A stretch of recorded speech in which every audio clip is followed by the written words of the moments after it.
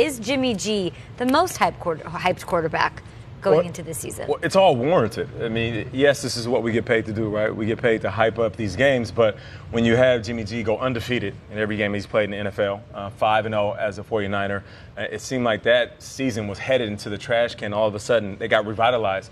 So, of course, we're going to talk about it because we want to see what's going to happen next year. I feel like out of the two, I know they're in two completely different situations, one vet and one young guy, but Jimmy G has an advantage, though, because he's been in that system. Now, he spent the end of that season, now this complete offseason, and he understands the new pieces that's there. He understands Kyle Shanahan's system a lot better. The hype is going to be there regardless, and it should be. Now, the question is, does he invest in it as a quarterback, and does he deliver that message to his team? I say no. You put the fires out all around you. You just keep talking about one day at a time, one day at a time.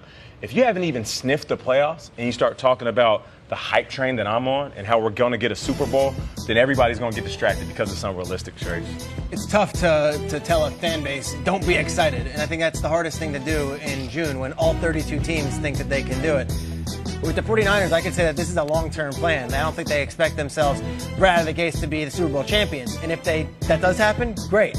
You look at the Chiefs, though, that young core, you've got guys like Kareem Hunt, who led the league in rushing. Yeah. You've got Sammy Watkins, who they're paying $16 million a year for. And obviously Tyreek Hill and Travis Kelce. The weapons are there.